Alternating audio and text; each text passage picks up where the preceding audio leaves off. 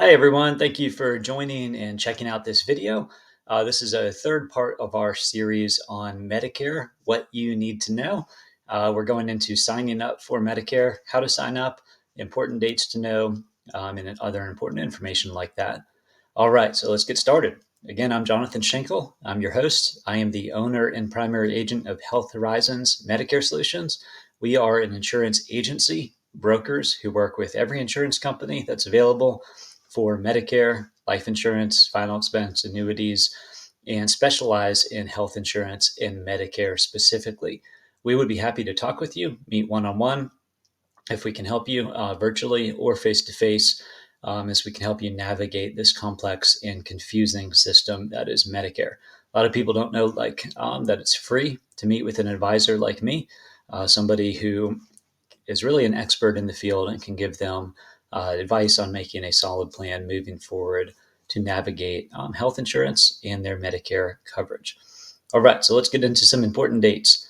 Now, what's the magic age? 65. When you turn 65, that is the time where you are now eligible for Medicare, unless you've been out on disability for 2 years.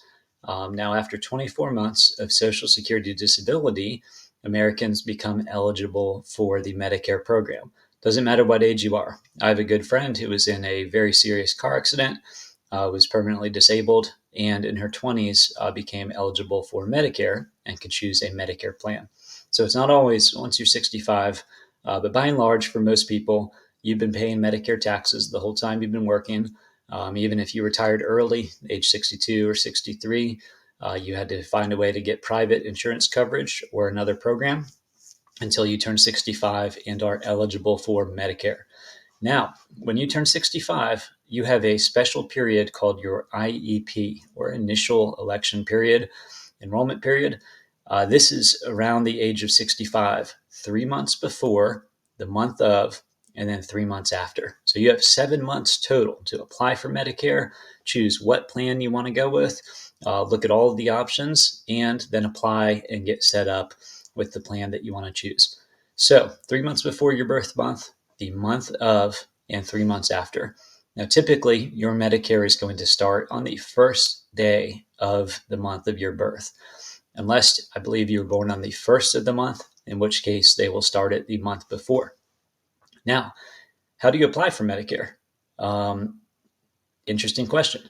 Medicare itself does not sign you up for Medicare. They use the Social Security Administration to process this for you. So you will need to contact Social Security to apply for, turn in any forms that are needed, and actually sign up for Medicare. I would say, unless you're already receiving Social Security.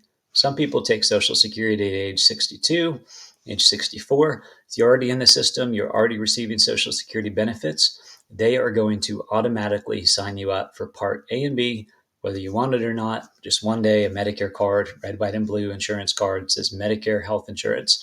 That'll come in the mail.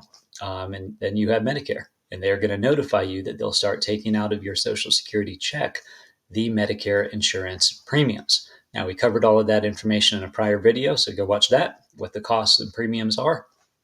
But if you are not receiving Social Security, this is something that you need to be proactive about. You need to make a plan. Decide if you want Medicare, if you want just Medicare Part A, maybe you're still working, you want to delay Part B. We're going to talk about that in just a minute. Or you want both Part A and B when you turn 65.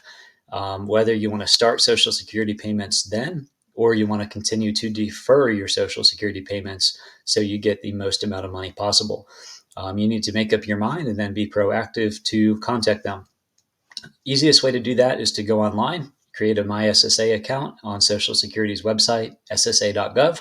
You can sign up for Medicare Part A only or Medicare Part A and B. Then you will have to turn in a form, application form. And if you're past age 65, you are still working, had employer coverage, you're adding Part B.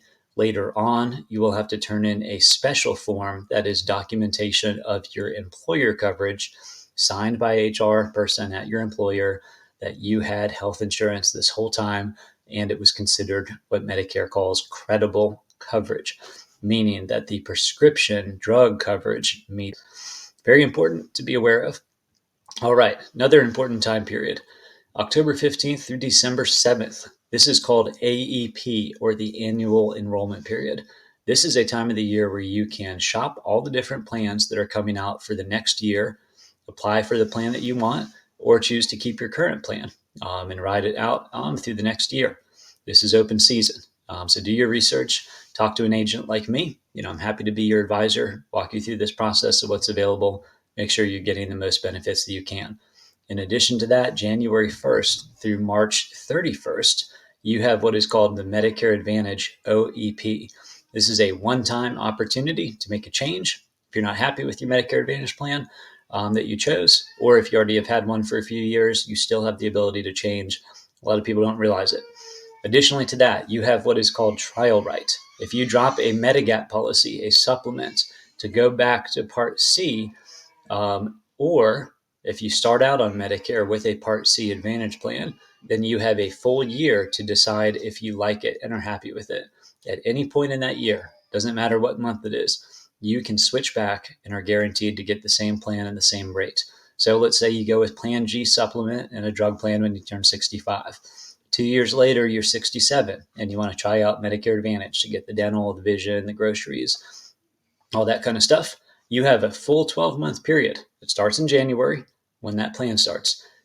Even if it's May or July or September and you decide you're not happy, you want to go back to your Medigap, you are able to do that. Your plan will start the first of the following month back on the same Medigap policy. Any questions, please feel free to reach out. I'm happy to explain this complicated aspect of Medicare further. Now, what if you're still working? This is an important question to consider when you're turning 65. If you do plan to still work, and a majority of Americans, more and more every year, are continuing to work past age 65, you probably have employer coverage. Now, if you work for a very small employer, less than 20 employees, you may be required to take Medicare and have Medicare become your primary. If you work for an employer that is larger than 20 employees, then I believe current government regulation, the way that it reads, is Medicare will be secondary. Your employer coverage will continue to be primary, and you have the option to delay Part B. You can add it later when you retire. That way, you don't get charged that 174, or if you're higher income, potentially a higher amount than 174 every single month to have Medicare Part B. Now, it's worth looking at, very important actually, to look at if your employer coverage is considered credible.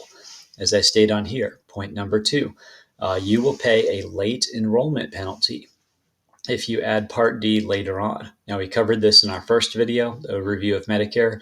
What the late enrollment penalty is, it is very heavy-handed. It's a penalty every month for the rest of your life.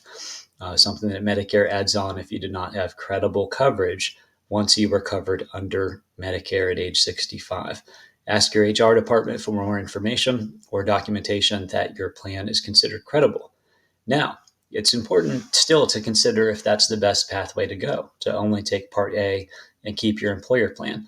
Frequently, I find people are just comfortable, they're healthy, maybe they don't take any medicine or just one or two, are used to the copays for doctors and that kind of thing, and have HSA and that kind of thing, and just, not really interested in taking Medicare. Well, what could you gain or what could you lose? Work with an agent like me to really sit down and compare those options. You may be surprised at how much you would save with a Medicare plan, especially if you're happy with the model of low premiums and paying a copay for medical services.